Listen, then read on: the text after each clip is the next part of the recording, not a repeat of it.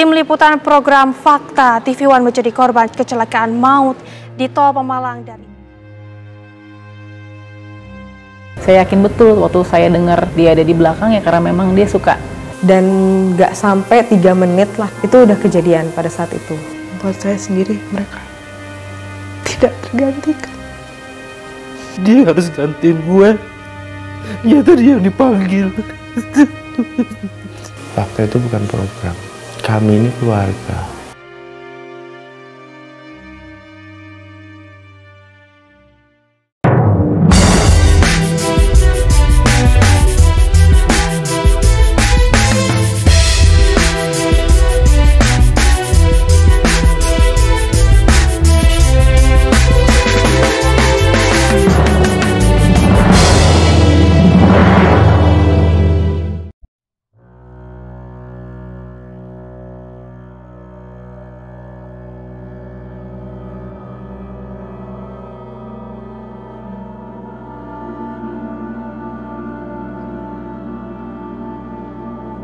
Kecelakaan mobil TV One.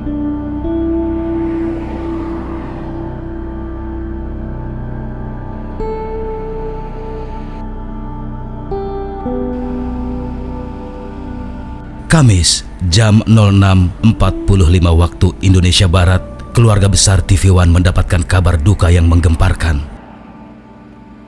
3 orang yang sudah menjadi bagian dari keluarga program Fakta meninggal di tempat akibat kecelakaan di tol kilometer 315-600A Pemalang Batang, Jawa Tengah. Di dalam mobil berisikan 1 presenter Felicia Amelinda, 1 produser Gegi Yudhistira, 2 kameramen yaitu Alwan Syahmidi, Marwan, dan Sunardi sebagai pengemudi. Kelimanya berangkat menuju Gresik, Jawa Timur untuk melakukan peliputan kasus Carok. Tugas yang diemban oleh kami memang tergolong biasa saja. Kami menjalaninya sejak 2017. Untuk jauh dari keluarga selama 5 hari, pasti selalu kami dapatkan setiap minggunya. Ketegangan hingga kesulitan mencari narasumber bisa dikatakan mungkin hanya kami yang di lapangan saja yang mengetahuinya. Setiap Senin malam pukul 20.00 tayangan Fakta hadir. Orang-orang di balik layar inilah yang selalu membuat tayangan kami menjadi istimewa. Mungkin tidak penting bagi sebagian orang siapa yang bekerja untuk Fakta. Terima kasih banyak. Ya, itu tadi salah satu tim yang kemudian. Namun karena itulah kami tidak lagi menganggap hanya sebagai tim kerja, tapi sudah layaknya bisa dikatakan sebagai keluarga. Iya, jangan dong. Jangan gitu. Hingga hari itu terjadi.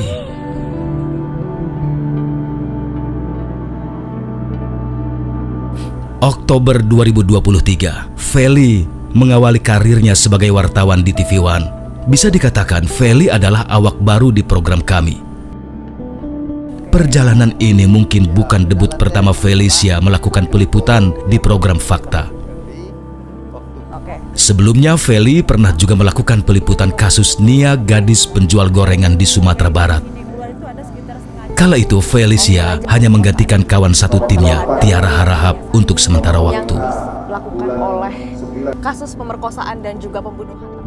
30 Oktober 2024, Rabu malam, dimulainya perjalanan Feli menjadi pembawa acara tetap di program kami.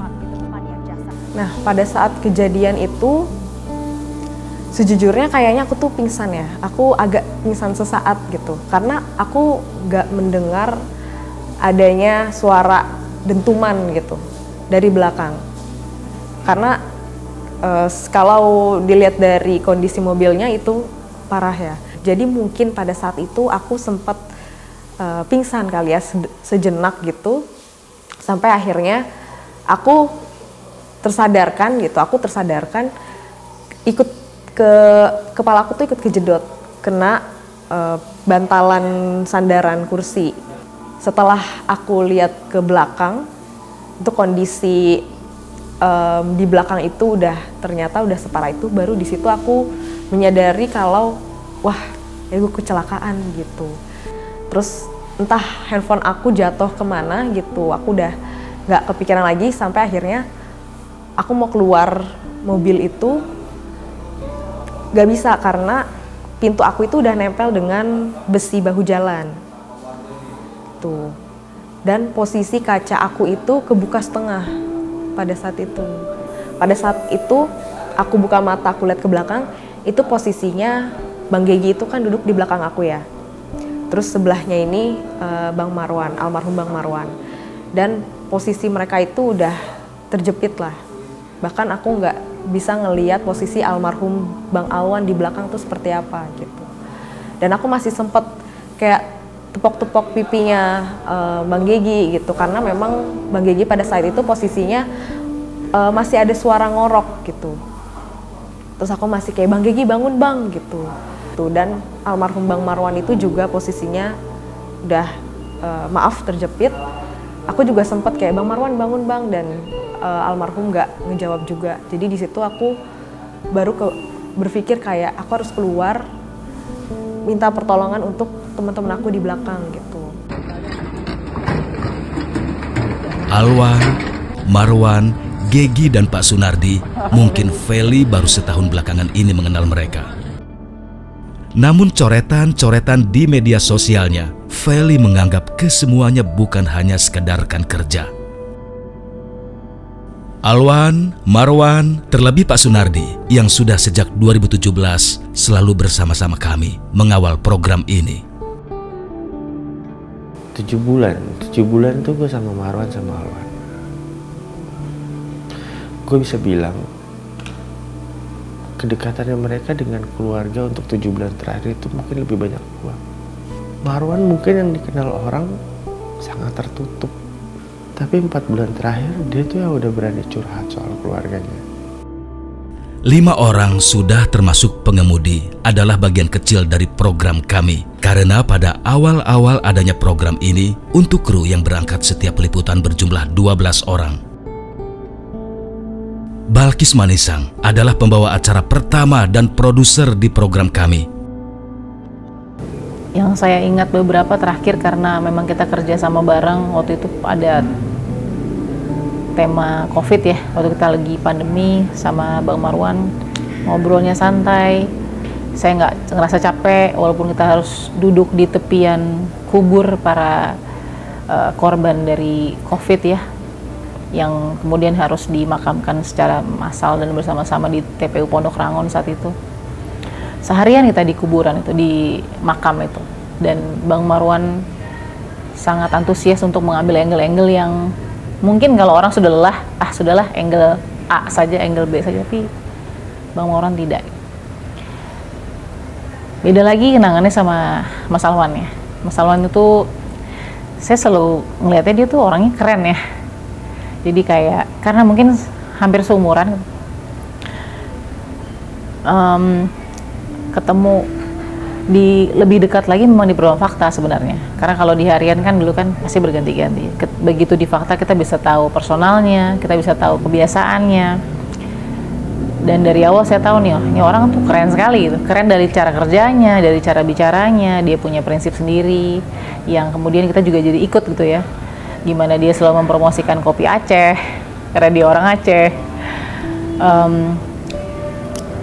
Saya tuh sering rebutan duduk di belakang mobil sama dia sebenarnya, karena kalau kita lagi liputan itu atau lagi mulai investigasi fakta gitu kan, karena row-nya ada 3 gitu, biasanya suka rebutan siapa yang di tengah, siapa yang di belakang. Tapi kadang-kadang kalau saya udah lihat, wah teman-teman capek juga nih di belakang, saya aja Mas Awan di belakang, gak usah Kis, tengah aja lo ngapain. Nah, itu bahasa-bahasa yang kedekatan seperti itu terjadi ya Tiara, dan nggak pernah ngeluh ya. Saya nggak pernah dengar dia ngeluh. Jadi kita kadang kalau jalan bersama dengan orang yang tidak pernah mengeluh, kita pun juga jadi nggak mengeluh gitu. Kita merasakan bahwa ya ini hidup kita tuh saat ini, present time. Jadi kita harus nikmati hidup kita yang saat ini ada gitu. Jadi saya yakin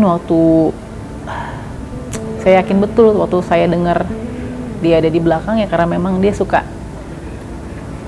tanda kutip mengorbankan kenyamanan supaya teman-teman lainnya bisa duduk di tempat yang lebih nyaman untuk melakukan peliputan. Enggak Pak, saya ngambil. Kita belum boleh masuk. Kita belum boleh masuk. Kita belum boleh masuk dan itu karena harus ada izin dari pihak pengembang. Kita akan lihat bagaimana kemudian izin dari Pulau D yang sudah mengantongi izin HGB atau hak guna bangunan. Ini jadi pertanyaan. Pada saat itu kenapa saya share momen itu, karena itu momentum buat program Fakta. Yang tadinya mungkin dipikir, ini program maksudnya mau investigasi atau seperti investigasi jurnalistik, mau seperti apa, mau dibawa kemana. Karena mungkin melihat contoh yang lain, ketika banyak program investigasi mungkin membawa nama-nama besar dari para jurnalis dari masing-masing media gitu. Di situ kita membawa sebuah nama yang berat. Kenapa berat? Karena yang harus disajikan itu adalah fakta. Tidak bisa katanya atau apa. Ketika saya jalan sama Bang Alwan di topik reklamasi, wah semangat 45. Seru nih pasti, karena yang jalan udah pasti semuanya sama. Jadi saya tuh nggak ngerasa host sendirian. Saya nggak ngerasa di situ hostnya saya gitu. Karena semua bermain, termasuk Bang Alwan yang kemudian justru mengambil menarik perhatian juga untuk publik, karena di situ dia berinteraksi juga dengan orang atau mungkin situasi yang terjadi. Jadi saya di situ langsung mungkin kalau bisa dibilang itu momentum saya jatuh cinta ya sama program ini, karena saya semakin yakin bahwa ini dia nih puncak karya jurnalistik saya yang bisa saya tempuh. Saya nggak tahu berapa lama, tapi pada saat itu dengan Bang Alwan, dengan orang-orang yang ada di situ, waktu saya ingat kamera personnya adalah Bang Alwan dan Bang Zainal. Di situ ada tim produser semua, bahkan driver juga sama. Jadi kita bekerja itu bukan sesuai saya bawa mobil aja ya, atau saya pegang kamera aja, enggak. Semuanya tuh bermain dengan satu visi, mendapatkan fakta. Jadi ketika saya melihat Bang Alwan ikut berinteraksi dalam satu kamera gitu ya, karena kan kameranya ada 2, jadi dia ada di situasi itu, saya ada rasa bangga juga yang terpercik bahwa ini benar-benar karya jurnalistik bersama, bukan individu. Itu kenapa saya mengunggah itu, karena menurut saya itu momentum fakta dan momentum Bang Alwan juga, pembuktian bahwa ternyata seorang almarhum Alwan bisa menghidupkan dan menjadi bagian penting dari momentum bangunnya image program Fakta. Dia happy banget di Fakta. Ini tentang ini loh pun, tentang pembunuhan ini. Kalau nggak tentang yang anak yang guru kemarin itu kan, iya. Coba ke teman-temannya juga cerita tentang teman-temannya jalan sama Bang Marwan nih. Udah sama Bang Marwan mah rese banget loh Bang Marwan tuh, kata dia suka ngeledekin. Ya tapi kalau sama ayah mah tetap aja kalah, kata dia, suka ngomong begitu. Selalu, nggak pernah nggak ada canda dia. Selalu ngobrolin apapun, lagi ngomong saya serius pun sama dia, selalu ada candanya. Pokoknya dia happy banget di Fakta. Berkunjung ya, Warung Kawung. Sekali lagi, bagi kami, kalian semua bukanlah teman kerja, melainkan saudara kami. Liputannya waktu itu cuman 3 orang. Pertama kali Fakta liputan 3 orang, hanya dengan host, 1 produser, 1 kameramen waktu itu, Alwan. Dan karena terbatas timnya, jadi kita bisa bantuin satu sama lain kan. Termasuk kita seru-seruan ngadepin momen dimana kita dapat rumah warga karena kehabisan hotel. Mungkin orang dengarnya itu kesulitan yang harus dihadapin dan jadi sesuatu yang nggak menyenangkan. Tapi entah kenapa kalau sama Alwan, sama tim Fakta ya, khususnya waktu itu Alwan, jadi momen yang seru karena dia selalu enjoy aja. Dari gambar-gambar ini mungkin sangat nampak bagaimana kami selalu bersama-sama setiap waktu. Memang Alwan dan Marwan baru beberapa bulan belakangan menjadi penghuni tetap sebagai juru kamera di keluarga kami. Tapi karya mereka tergambar di setiap tayangan program dokumenter dan program Ayo Hidup Sehat. Marwan yang lebih senior dari Alwan tentu mempunyai lebih banyak karya dibandingkan dengan Alwan. Tapi hal itu tidak tergambar jelas jika Alwan adalah junior Marwan. Keduanya bagi kami serasa seperti kakak beradik yang sedang bekerja bersama-sama. Banyak video keduanya tergambar jika mereka seperti sedang tidak bekerja, karena yang terlihat hanya tawa canda dari keduanya. Namun kesan yang mereka berikan tak kalah dengan juru kamera kami sebelumnya.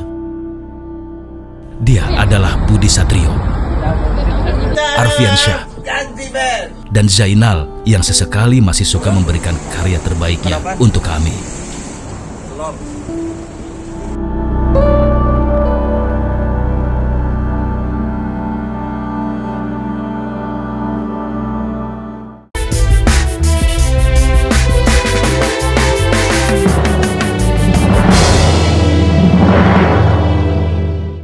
Banyaknya meringankan para 7 tersangka yang tersisa di dalam tahanan. Alwan Syahmidi dan Marwan merupakan sosok yang tak pernah kehilangan jurus menghipnotis kami untuk tertawa di setiap keadaan. Tak ada jarak, tak ada ruang. Itulah yang kami rasakan ketika bersama-sama mereka semua. Saya mungkin saksi ya, salah satu saksi di antara banyak teman-teman, kerjasama dengan 3 orang saudara-saudara kita, Alwan, Marwan, sama Panardi ini adalah orang-orang yang sangat membahagiakan di lapangan. Bekerja dengan mereka itu sangat bahagia, sangat amat bahagia. Mereka itu mau kerja bagus, tapi suasana tuh cair. Jadi ya sangat beruntung lah berkenalan dengan mereka, satu tim sama mereka. Pengabdian yang begitu tulus kami lihat dari keduanya. Bisa dikatakan, keduanya lebih sering menghabiskan waktu dengan kami dibandingkan dengan keluarganya. Bagaimana tidak, dalam seminggu, mungkin mereka hanya 3 hari bersama dengan istri dan anaknya. Selebihnya, mereka bersama keluarga Fakta. Dia sih alhamdulillah semangat aja, walaupun dia kemanapun lah intinya, walaupun jauh naik kendaraan darat gitu, nggak ada masalah. Kalau dia sih yang lihat selama dia bekerja tuh nggak pernah melihat itu gitu. Apapun yang dia tugasin dari kantor, dia nggak ada masalah, nggak pernah males atau apa gitu, nggak seperti itu gitu. Yang pasti dia happy banget di Fakta, happy banget. Ada aja ceritanya dia yang tentang Batriara yang katanya orang Medan apa kalau ngomong sama dia kan suka ngegas, ya gasin lagi kalau dia ngomong katanya. Siapapun temen timnya dia pasti ada dia ceritakan ke saya. Temen timnya sih kata dia lebih asik, maksudnya lebih mengerti kali ya, nggak banyak mau, nggak banyak minta istilahnya, maksudnya nggak banyak apa ya, nggak banyak cinta gitu, nggak banyak nuntut dia. Kalau kayak gitu iya, kalau itu paling misalnya dia pulang gitu, capek banget, nggak mau males kemana-mana kata dia kayak gitu. Kenapa emangnya? Iya kemarin habis liputan ke mana tuh yang Padang apa ya? Iya yang bencana. Pegel banget lah Bun, jalannya kayak gini, susah dijalanin, terus banyak lumpur gitu, dia selalu cerita seperti itu. Ketika kami menanyakan hal ini kepada keduanya, mereka hanya tersenyum lepas sambil mengucap, "Alhamdulillah masih ada penghasilan untuk keluarga di rumah." Hampir semua orang yang pernah berada dalam keluarga Fakta sangat tahu dan paham bagaimana sistem kerja yang ada di dalam keluarga kami. Kerja di lapangan, tak pernah tahu jadwal kapan akan pulang karena seringkali kami bergeser dari satu kota ke kota lainnya untuk sebuah berita. Tapi itu semua tak membuat mereka lelah dan payah untuk terus menghasilkan karya terbaik mereka kepada kami. Akhir Oktober, sebelum terjadinya peristiwa nahas itu, Alwan Syahmidi baru menyelesaikan peliputan bersama kami di daerah Konawe Selatan, Sulawesi Tenggara. Dan 30 Oktober sore, dirinya masih bertugas peliputan di DPR.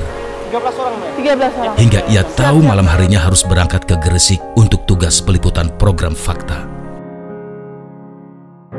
Sebenarnya dia di hari Rabu itu, izinnya itu awalnya dia bilang mau ke Sumba ya, kalau nggak salah tim Fakta kan.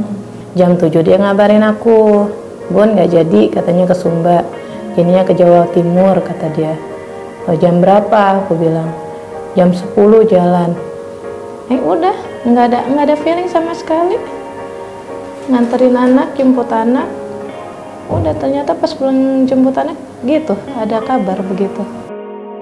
Bergaya diri dengan penutup kepala dan topi, itu adalah ciri khas dari seorang Alwan Syahmidi di lapangan. Waktu aku jemput itu, rupanya udah ada orang TV One datang. Makanya pas aku sampai rumah, aku lihat kok nih orang rame banget dekat rumah dan tampangnya itu tegang.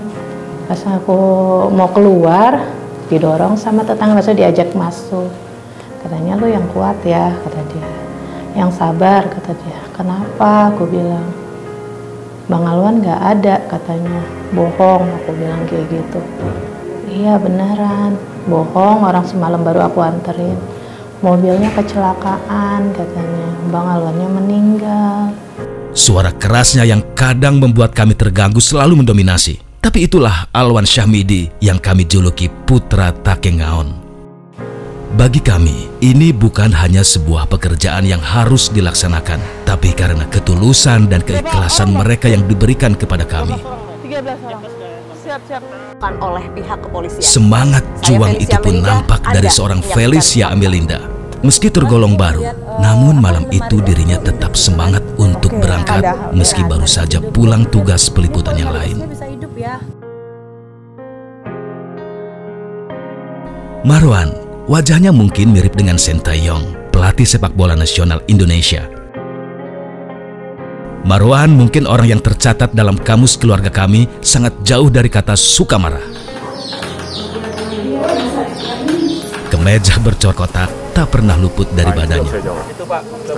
Mungkin bisa kami sebut sebagai kemeja yang penuh dengan cerita. Hingga kami tidak pernah melihat dirinya tanpa menggunakan kemeja itu ketika perjalanan dinas keluar kota. Kemejanya, dia bilang cuma seneng aja nih baju gitu kan. Dia enak aja dipakai gitu kalau misalnya keluar kota ya gitu. Kalau buat naik pesawat, naik keluar kota di mobil bis gitu, di mobil atau di mobil kantor lah gitu. Dia emang pengennya bawa itu, selalu bawa itu kalau keluar kota. Dia bilang enak dipakai dibanding pakai jaket gitu. Dia selalu kalau mau berangkat selalu nanya itu. Nggak pernah ketinggalan baju itu. Sampai hari terakhir? Iya, sampai hari terakhir dia nggak pernah lupa itu, minta tolong baju kotak-kotak mana gitu. Lelucon-lelucon yang hadir setiap perjalanan selalu dimulai dari dirinya. Itulah sebabnya, di mana dan apapun kondisi kami di lapangan, Tuhan selalu menghadirkan orang-orang yang membuat kami tertawa. Dia harus gantiin gue. Dia tadi yang dipanggil.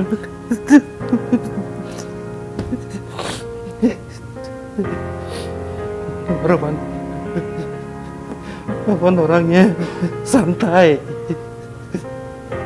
Pokoknya jalanin aja. Masalah Angel mau gimana, kalau udah reporter produser yang mau itu dia lakuin. Dia nggak ada egonya, jadi dijalanin aja. Walaupun dia tahu dia yang bisa baik di sini, tapi dijalanin. Udah produser mau di sini, jalanin sama dia. Tepat waktu. Dan itu selama 20 tahun gue tahu dia seperti itu, mencintai pekerjaannya.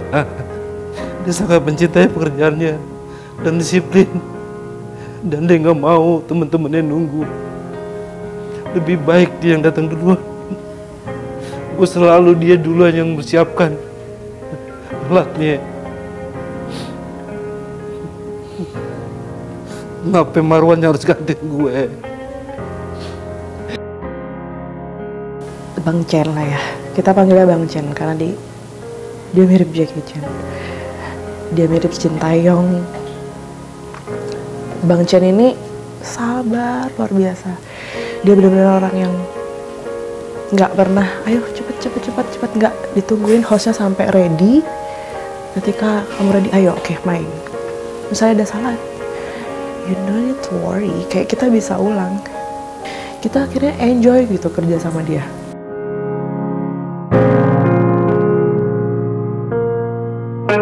Kemeja kotak-kotak seorang Marwan mungkin tidak akan pernah kami lihat lagi. Namun yang pasti, kemeja kebanggaannya itu menemaninya hingga tugas terakhirnya. Terima kasih Tuhan, kami sangat bersyukur bisa mendapatkan orang-orang terbaik.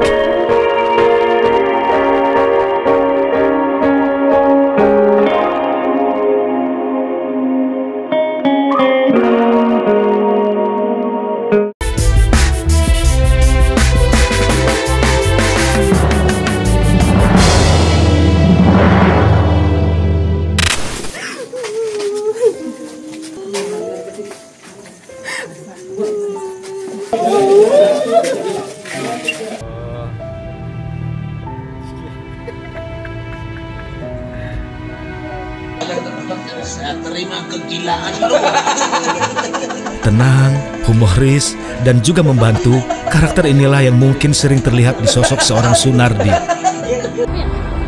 Bagi kami, Sunardi bukan hanya seorang jurumudi, tapi beliau merupakan sosok pemecah suasana di lingkungan kami.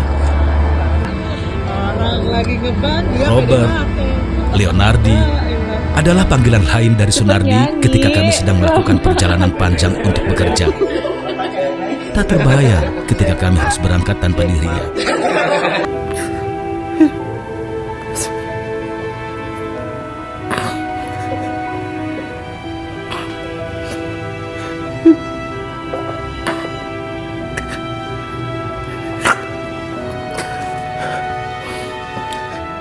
Robert,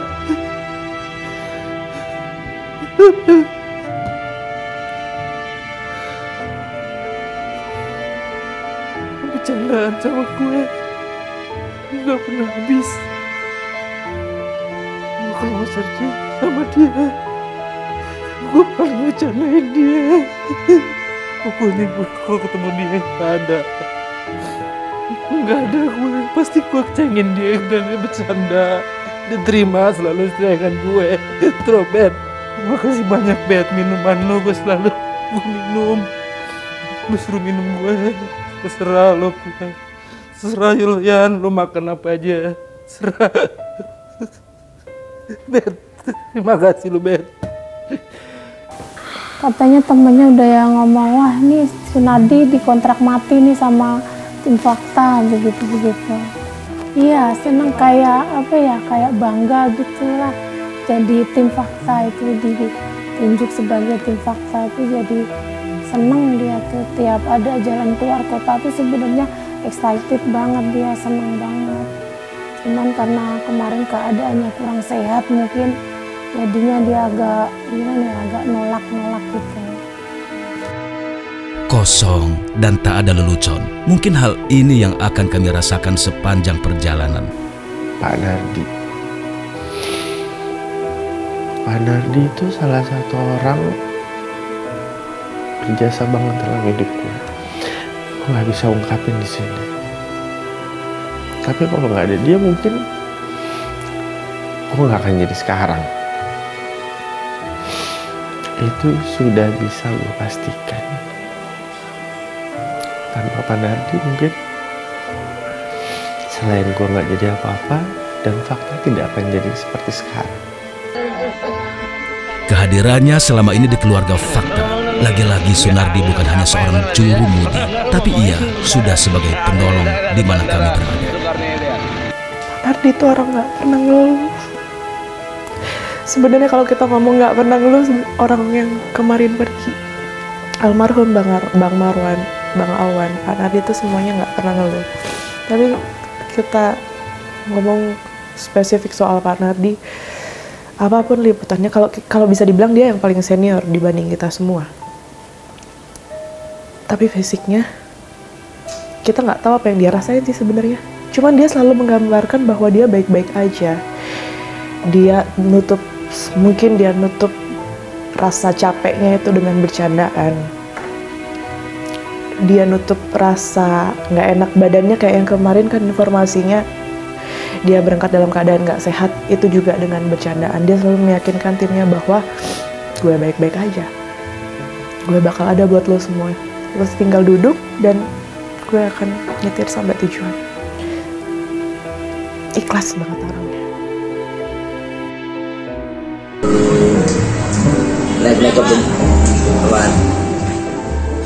Ketulusan dan keikhlasannya dalam bekerja pun masih tampak di malam keberangkatan. Sunardi malam itu terbilang dalam kondisi yang kurang sehat. Suara seraknya pun tampak terdengar sedikit malam itu. Namun ia tidak mau dikatakan jika ia tidak sedang baik-baik saja. Pikirannya tuh nggak mungkin kecelakaan, orang udah udah pinter nyetirnya tuh, udah nggak abal-abal lagi, udah biasa nyetir, masa sih nyampe, nggak mungkin lah kalau nabrak apa ngantuk tuh nggak mungkin gitu. Setelah dengar kabarnya begitu ternyata ditabrak, oh pantes kecelakaan begitu. Iya, jadi itu awalnya aku dibantu sama bapak-bapak itu untuk masuk ke ambulan. Terus ambulan itu nggak langsung pergi, jadi petugas medisnya ini ngebantu almarhum Pak Sunardi untuk diangkat dan satu ambulan sama aku gitu di menuju rumah sakit itu. Jadi yang masuk ambulan itu aku duluan yang masuk. Aku posisinya itu membelakangi supir tempat duduknya. Terus jeda 1 menit 2 menit untuk tim medis angkat almarhum Pak Sunardi. Akhirnya dimasukin dan sekilas aku sempat lihat almarhum itu dipakein oksigen. Pokoknya udah dipasang alat-alat gitu. Tapi setelah itu aku nggak lihat lagi karena aku posisi duduknya nyamping. Karena aku nggak kuat lihat keadaan almarhum pada saat itu. Mbak boleh nyanyi nggak, Mbak? Ini nggak ada, Mbak. Pengen sih, pengen ngambil rumah gitu, belum sempat. Bentar lagi kan waktu bayar kontrakan, duitnya belum ada gitu.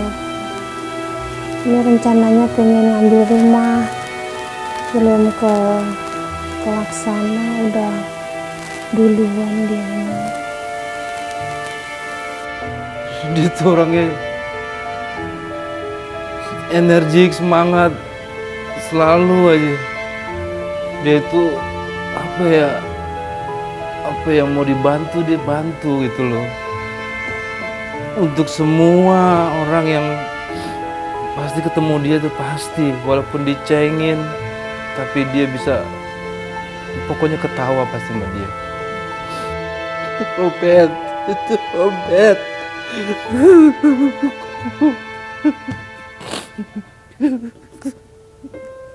Jadi dia selalu semangat setiap pagi. Kalau saya terlambat misalnya untuk datang di kru call misalnya, dia selalu senyum lebar gitu, terus langsung bilang, santai mbak, gitu. Padahal udah nggak santai nih, kita udah telat nih, sorry nih. Santai mbak, gimana mbak? Aman mbak. Jadi selalu memberikan validasi bahwa atau afirmasi bahwa nggak apa-apa, hari ini akan baik-baik aja, karena yang bawa tuh saya mbak. Dan selalu ketawa gitu Tiara. Jadi itu yang selalu ingat, karena waktu kita naik beli hutan, Panari di depan, di sebelahnya dulu ada lighting man kita, lighting person kita namanya Bang Purba, sekarang sudah di Medan. Itu berdua itu bolak-balik bercanda gitu.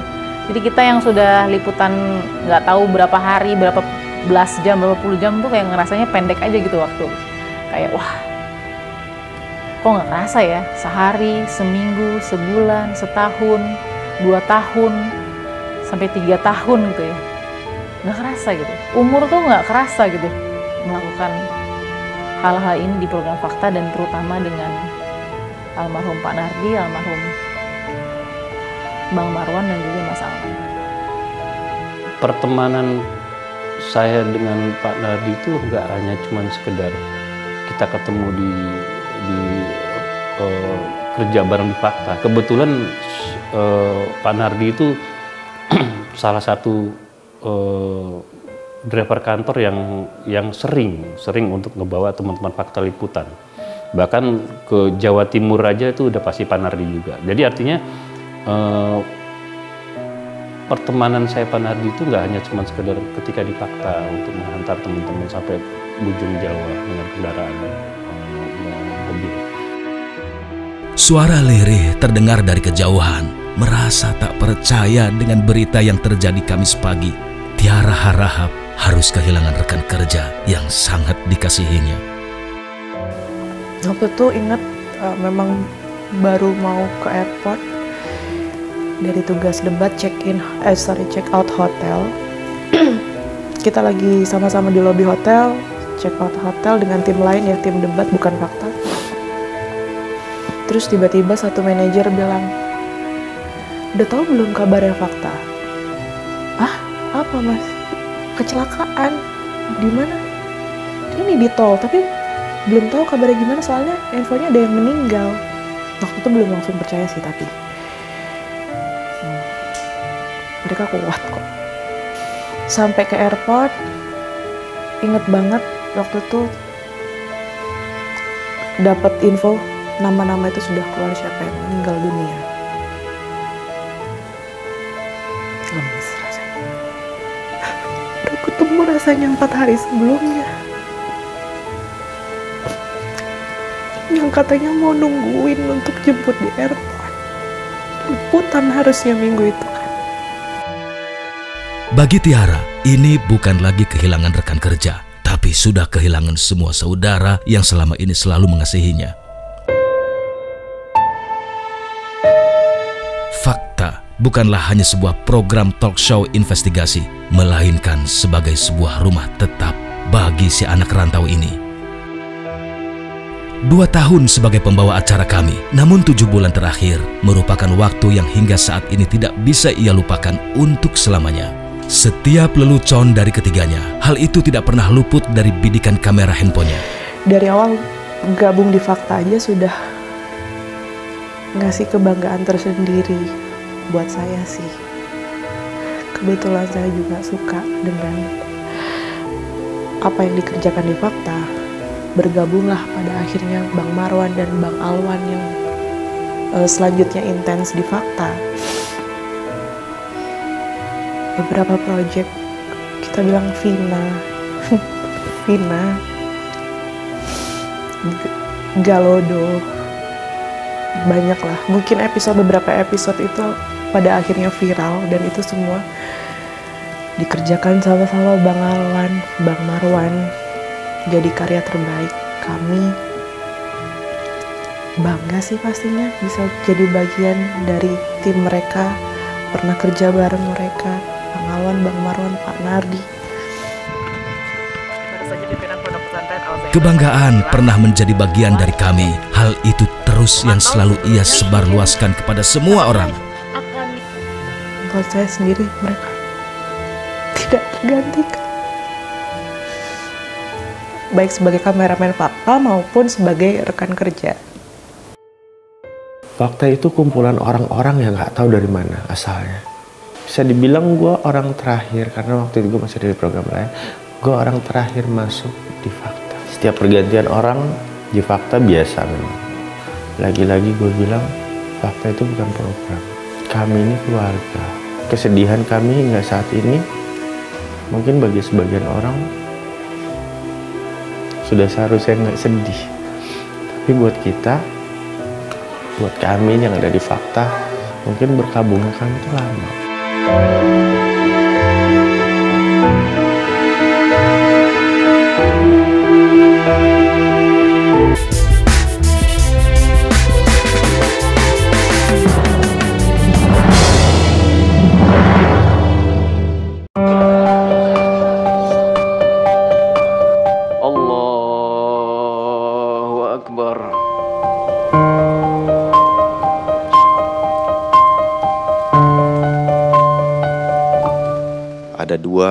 almarhum kolega kita yang berpulang lebih dahulu dari kita.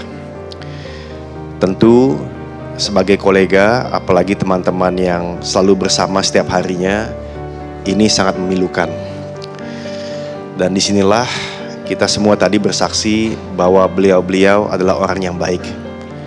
Dan tidak ada yang bisa saya katakan kecuali saya memohon kepada Allah Subhanahu wa Ta'ala agar ketiga anggota kami ini dianggap sebagai mati syahid.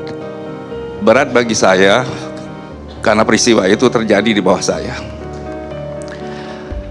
Buat Marwan, buat Pak Nardi, buat Alwan, mohon maaf dari saya sebesar-besarnya, buat keluarga juga sebesarnya. Teriring doa dari saya, semua kita, semoga semuanya dipermudah, dilancarkan. Hanya itu dari saya mohon maaf yang sebesar-besarnya, karena ini adalah keputusan yang saya pimpin untuk melakukan investigasi itu. Meringankan para 7 tersangka yang tersisa. Sepertinya titel almarhum untuk ketiganya masih kurang pantas untuk disematkan. Kami menganggap bahwa mereka hingga kini masih melakukan tugas yang sangat panjang. Ki Yudhistira hingga saat ini terbaring di rumah sakit. Belum genap setahun mengabdi dalam keluarga kami, namun semangat untuk menghasilkan sebuah karya terbaik tak pernah luput dari pikirannya. Dingin tak berangin, mungkin inilah yang sedang kami rasakan saat ini.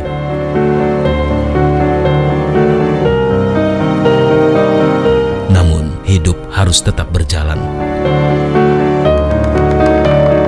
Selamat jalan, saudaraku.